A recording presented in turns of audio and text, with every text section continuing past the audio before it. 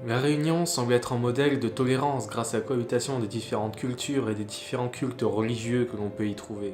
On peut voir cohabiter des églises catholiques, des mosquées, des temples tamouls, et beaucoup d'ethnies différentes cohabitent ensemble dans le respect. On peut presque croire à une société idéale finalement. Mais en tout cas, ce qui est sûr, c'est que la Réunion a une richesse culturelle vraiment unique. Et c'est ce que nous allons voir aujourd'hui.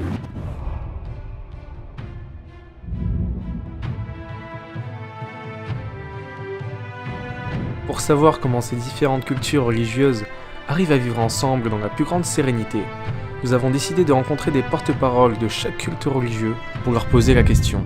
Et notre première étape était la mosquée de Saint-Paul.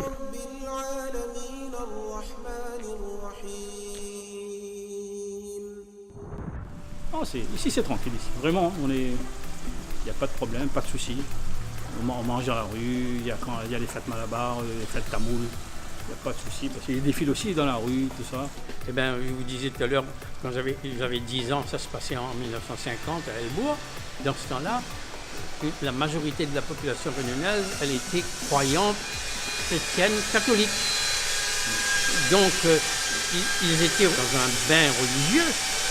Et quand ils nous voyaient, nous, ils disaient en créole, chacun son religion. Chacun sa religion. Moi, à Elbourg, j'étais la seule famille, mon papa, ma maman et moi. Donc, un petit marmaille arabe dans l'école. Ici, on appelle les musulmans les arabes. À l'école, j'étais sur une école de 150 élèves. C'était unique. J'ai jamais gardé des mauvais souvenirs. Mais il y a encore des choses qui sont positives. Par exemple, dans cette mosquée, comme dans toutes les mosquées de l'île, vous allez voir qu'on donne l'appel à la prière, ça ne choque pas. On tient compte de notre environnement, mais les gens tiennent compte aussi de notre religion. Voilà, c'est comme ça. Ensuite, nous avons décidé de partir à Saint-Denis pour aller visiter la plus grande cathédrale de la Réunion.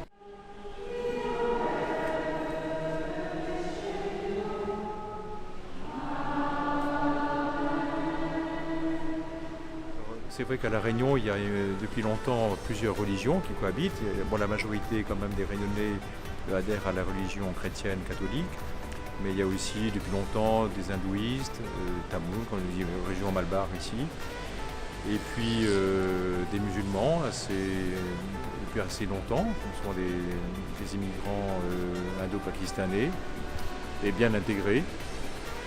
Et puis il y a ce qu'on appelle quelques rites, qu'on appelle les rites malgaches, etc. C'est un peu plus compliqué, c'est un peu mélangé. C'est pas vraiment malgache, mais c'est malgache, on ne fait pas ça chez nous. Mais en tous les cas, même dans les familles, souvent il y a plusieurs membres d'appartenance à des religions différentes. Donc, les gens ont l'habitude de se côtoyer à l'école, dans la rue, dans les commerces. Il y a un savoir-vivre ensemble qui est exemplaire. Il y a un sentiment d'appartenance commune aussi. Tout le monde est réunionnais. Et ça, c'est ce qui fait le socle. Que dire d'autre ? Enfin, nous sommes partis au plus grand temple tamoul de la Réunion. Malheureusement, nous n'avons pas pu trouver d'hindous pratiquants. Il y a beaucoup de temples hindous à la Réunion, mais bien souvent les caméras y sont strictement interdites et les non-pratiquants y sont exclus. Les règles pour entrer dans un temple hindou y sont très strictes. Par exemple, les femmes en période menstruelle sont interdites de rentrer dans le temple. Et enfin, nous sommes partis à la recherche des pratiquants de la religion Saint-Expédite. Il y a aussi une religion qui est bien présente à la Réunion, c'est la religion Saint-Expédite. Elle n'est pas reconnue par l'église, du coup ils construisent des petits hôtels comme celui-ci, donc celui-là est quand même assez grand par rapport aux autres. Saint-Expédite serait un ancien commandant romain d'Arménie converti au christianisme et décapité pour cette raison par l'empereur Dioclétien en l'an 303 de l'ère chrétienne, à Mélitène. Il s'agit d'un syncrétisme mêlant l'héritage catholique aux croyances venues de Madagascar ou d'Inde.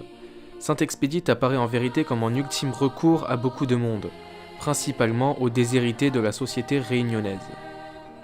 Le culte de Saint-Expédite est destiné à lui demander une faveur, trouver du travail, gagner de l'argent, ou d'autres choses plus ou moins importantes, mais toujours avec une notion de promptitude dans l'exécution de la demande.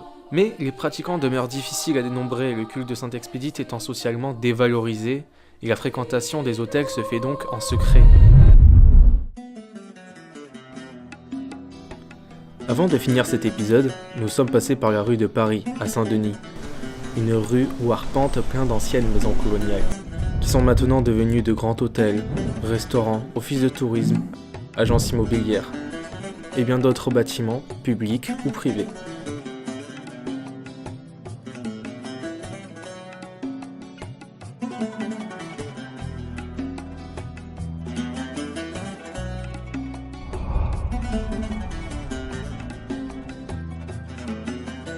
On peut même aussi trouver des artothèques.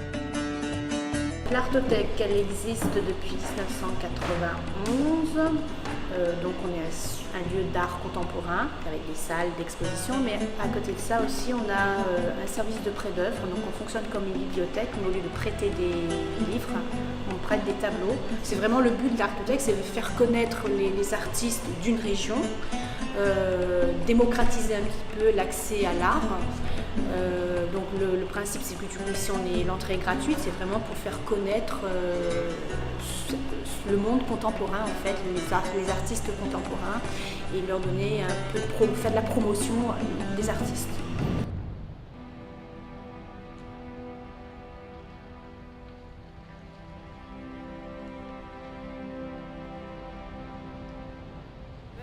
Pour moi, La Réunion, parce qu'il porte bien son nom, La Réunion, on trouve toute qualité des personnes. Donc pour moi, il n'y a pas de différence. Je suis malgache et tout le monde pareil. Parce que le Seigneur nous a créés dans le même pied d'égalité comme notre congrégation. Même qu'on ait différentes couleurs, on doit vivre ensemble, d'aimer les uns et les autres.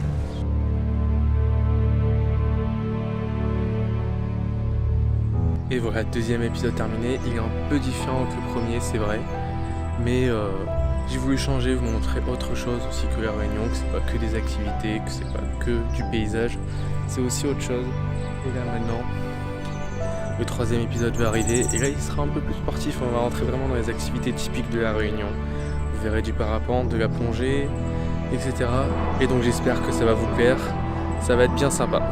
Allez, à la semaine prochaine.